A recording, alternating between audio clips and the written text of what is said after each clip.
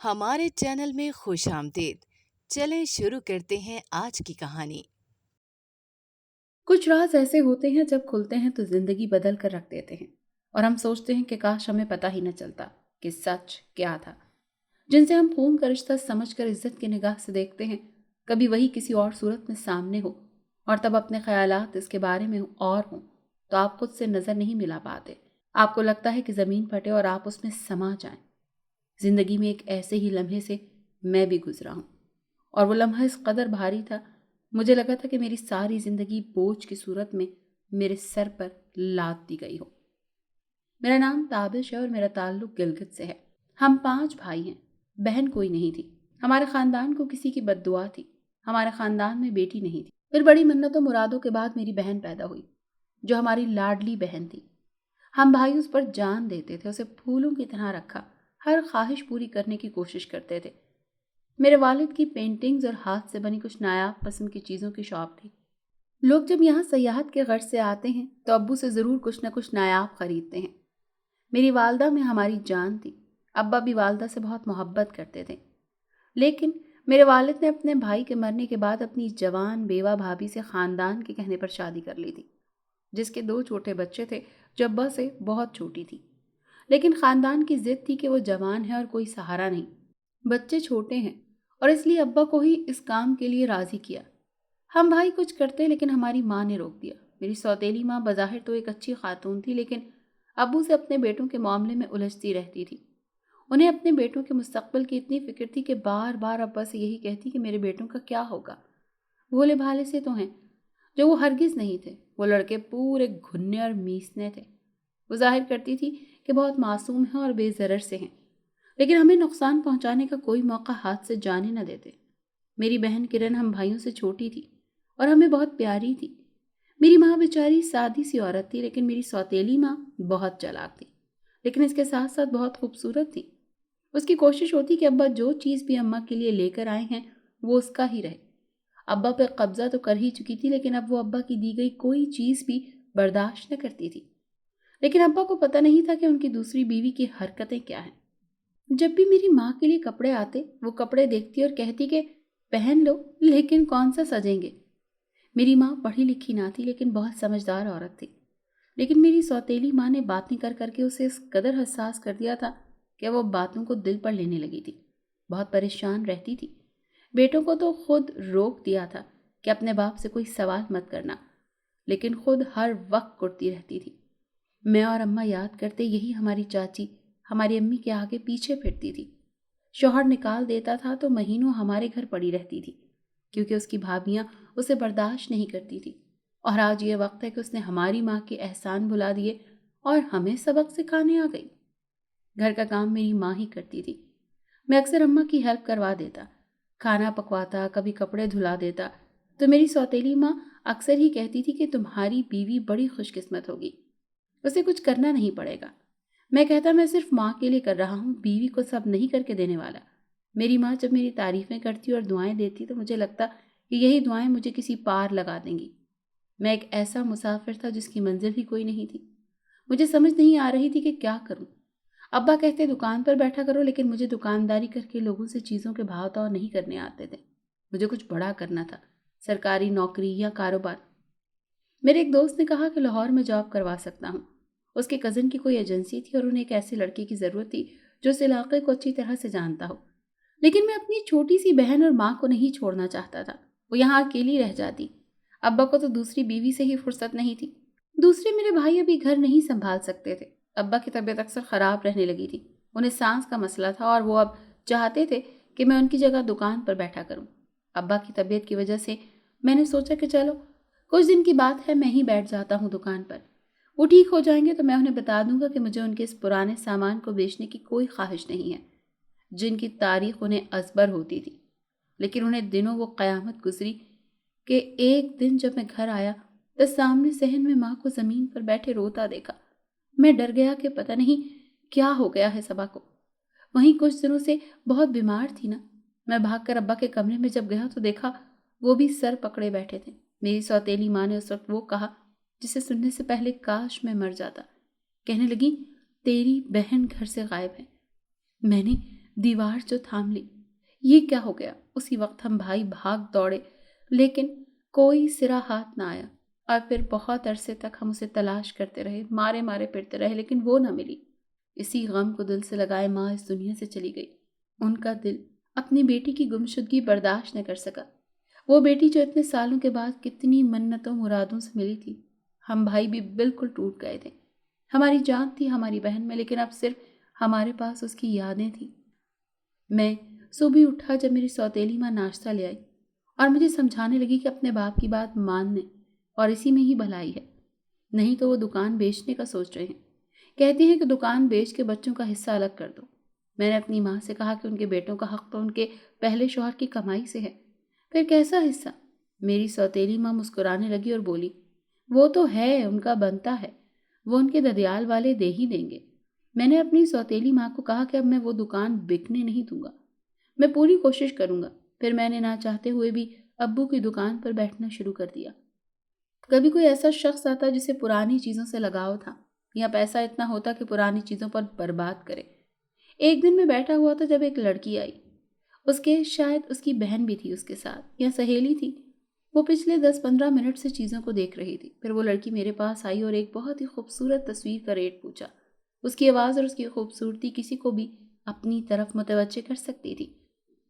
मैं पता नहीं कितने ही लम्हे उसे देखता रहा। जब उसने मुझे मुतवज्जे करने के लिए कहा, आप सुन रहे हैं, मैं आपसे मुखातिब हूँ, मुझे ये तस्वीर चाहिए थी, क्या आप बेचना चाहते हैं?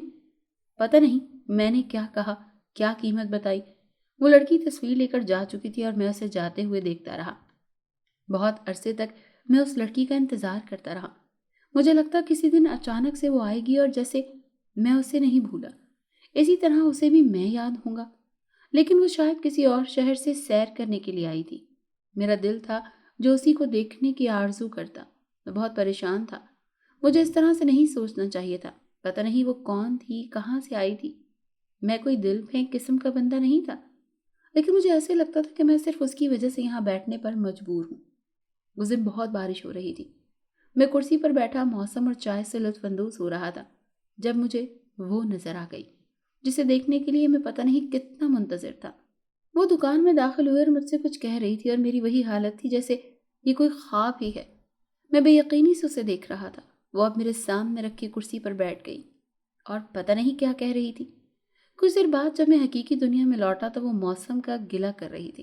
कह रही थी कि इस बारिश को भी आज ही आना था। मुझे घर पहुंचना था, लेकिन ये शदीद बारिश मुझे सफ़र नहीं करने देगी।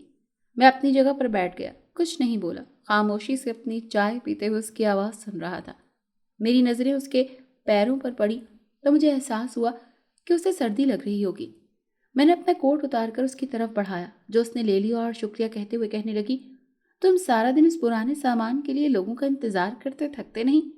मैं मुस्कुराया और उसकी तरफ देखकर कहा, नहीं, इंतज़ार तो बहुत खूबसूरत होता है। उसकी तरफ देखा जो बाहर गिरती बारिश देखने में मसरूफ़ थी। मैं अब उसके लिए चाय बना रहा था। उसने शुक्रिया कहकर चाय ले ली। अब वो मुझे समझा रही थी कि मुझे उस दुकान में कुछ और सामान भी रखना चाहिए, मकामी आबादी की ज़रूरियात के मुताबिक, या यहाँ से गुजरने वाले मुसाफिरों की आम ज़रूरियात की चीज़ें। इस तरह लोग जब अपनी अपनी ज़रूरियात की चीज़ें लेने आएंगे तो उनकी नज़र इन कीमती बेशकीमत चीज़ों पर पड़ेगी, तो इस दुकान का एक मयार बन जाएगा। मैंने उससे कहा कि अच्छा मशवरा है, मैं जल्दी इस पर अमल करूँगा। वो चाय पी चुकी थी, अब एक पेंटिंग को गौर से देख रही थी। मैंने कहा, पिछली बार भी आपने तस्वीर ही खरीदी थी, आज भी आप तस्वीर में दिलचस्पी ले रही हैं, लगता है आपको बहुत शौक है पेंटिंग्स का। वो मुस्कुराने लगे और उस पेंटिंग की तरफ देखा जिसे मैं सिर्फ रंगों का खेल ही समझ रहा था, एक चेहरा जिसे मुख्तलिफ रंगों ने दिलचस्प बना दिया था। कहने लगी, मुझे हर उस चीज़ से दिलचस्पी है जिसे खोजना पड़े, समझना पड़े, उसके मकसद को जानना पड़े। मैं बहुत अच्छी पेंटर थी। मेरे ब्रश से निकलने वाले रंग अपना जादू रखते थे। मैंने कहा, अब आपने अपना शौक तर्क कर दिया? मुस्कुरा कर मुझे देखा और पैसे मुझे थमा के पेंटिंग ले गई।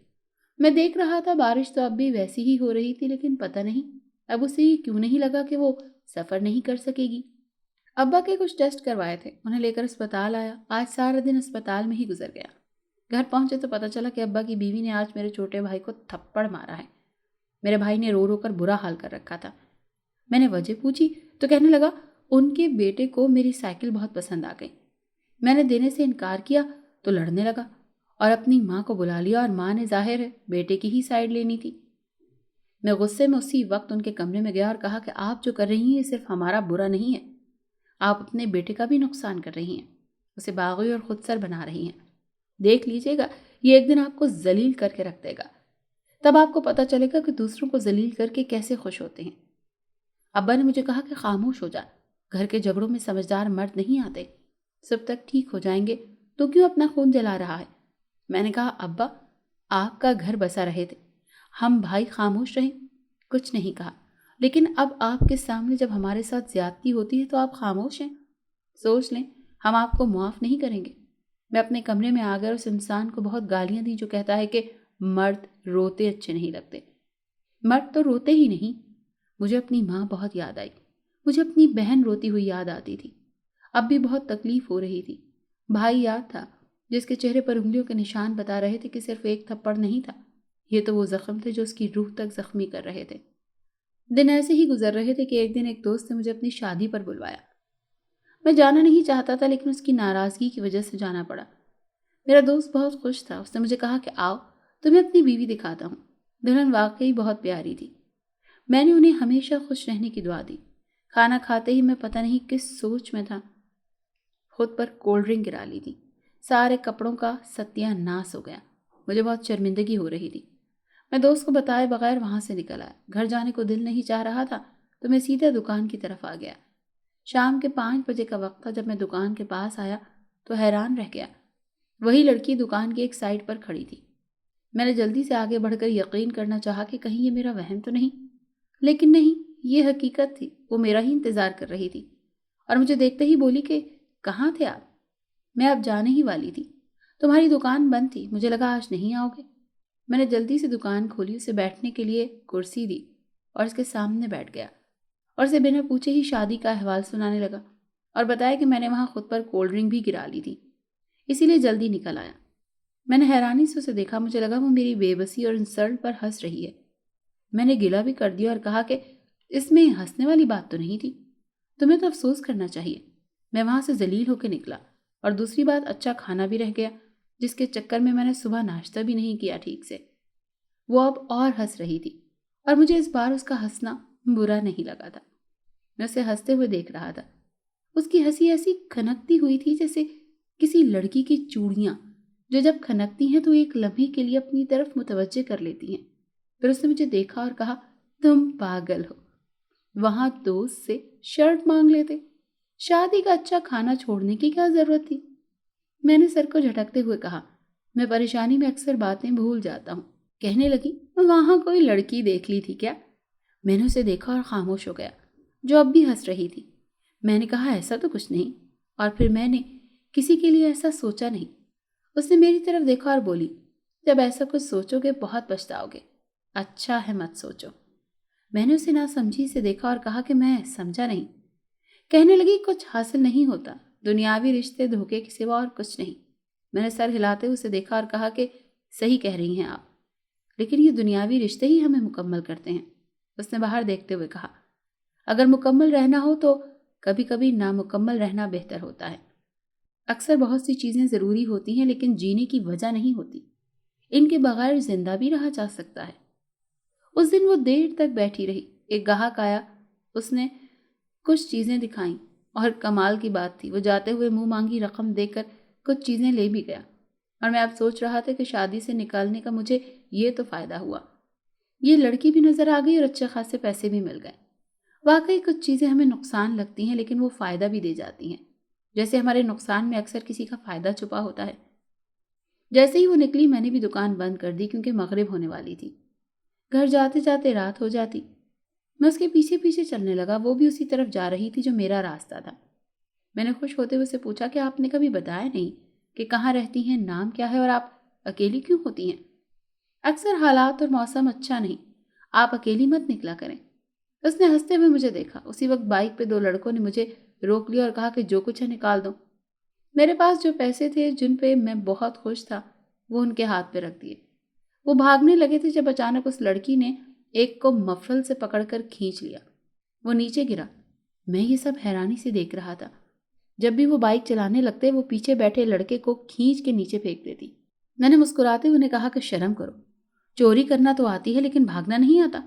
वो लड़के बहुत खौफजदा नजर आ रहे थे। पैसे वहीं फेंक के भाग गए। मैंने जल्दी से पैसे उठाए और जेब में रखते हुए उसे कहा कि मैं अपने अल्फाज वापस लेता हूँ। आप तो बहुत बहादुर लड़की हैं, क्या कमाल किया आपने। वो कहने लगी, हालात और मौसम अच्छे नहीं, अकेले मत निकला करो। मैंने हंसते हुए उससे देखा और सोच रहा था कि कैसे इसने मेरी ही बात मुझे ही लौटा दी। फिर कुछ देर चलने के बाद उसने कहा कि यहाँ से हमारा रास्ता अलग है, तुम जाओ। मैंने अल्लाह हाफिज कहा और घर की जानिब चलने लगा।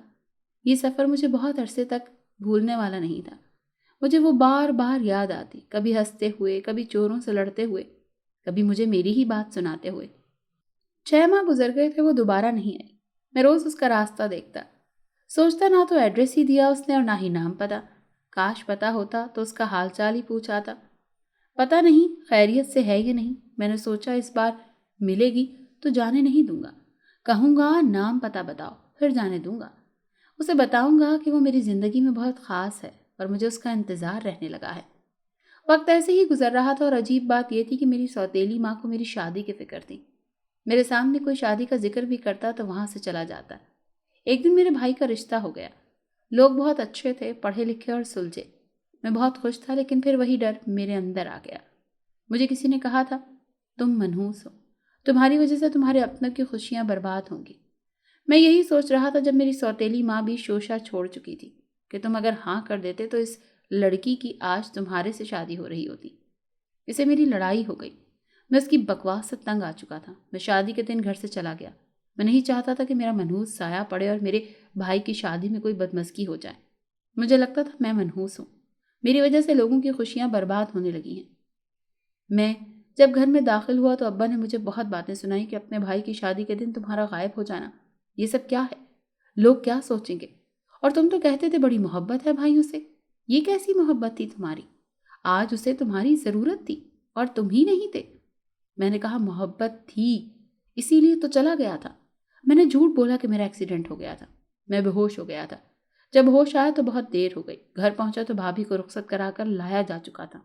अब्बा फिक्रमंदी से मुझे मेरी तबीयत पूछ रहे थे और अम्मी बीवी से कह रही थी कि देखा, मैंने कहता था मेरा बेटा गैर जिम्मेदार नहीं, यकीनन कोई हादसा हुआ होगा। मैं उठ के अपने कमरे में आ गया।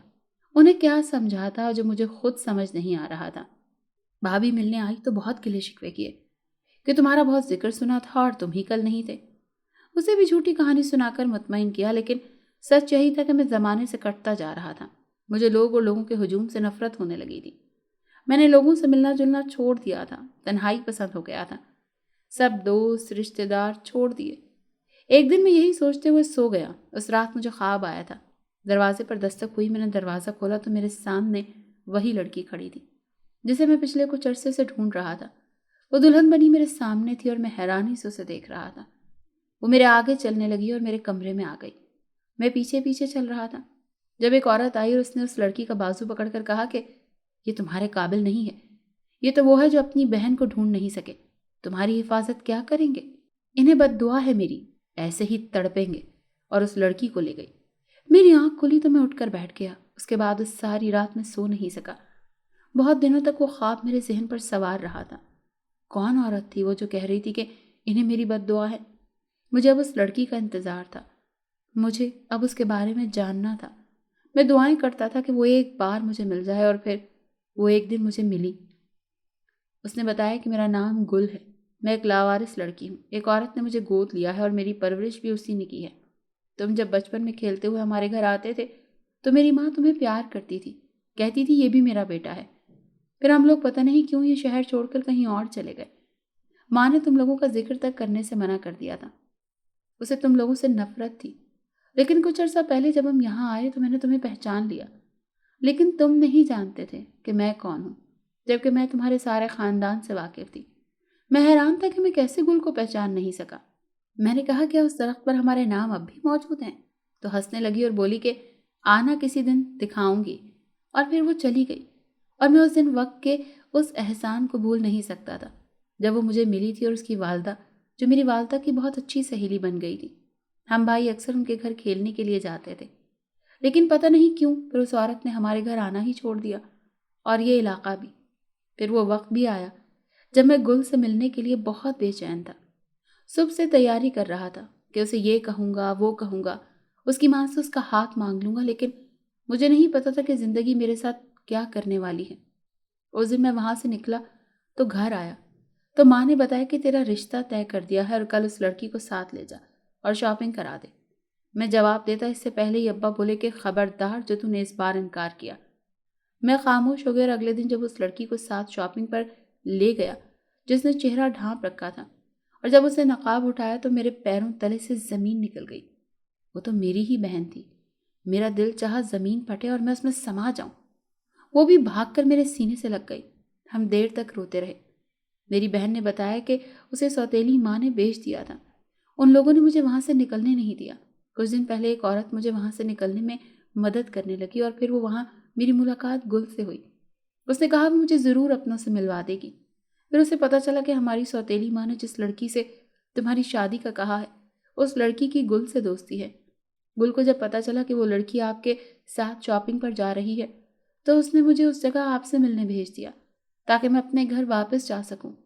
گل کا نام سنتے ہی میں حیران رہ گیا اور سے پوچھا کہ کیا گل جانتی تھی کہ تم کون ہو اور میرا تم سے کیا رشتہ ہے؟ اس نے کہا وہ تمہیں جانتی تھی لیکن مجھے نہیں جانتی۔ میں گل کا شکر گزار تھا۔ وہاں سے بہن کو ساتھ لیا اور گھر آ گیا، لیکن اسی شام مجھے اس عورت سے ملنا تھا۔ اس عورت نے جو مجھے بتایا اس کے بعد میرا دل چاہا کاش میں اس سے نہ ملتا۔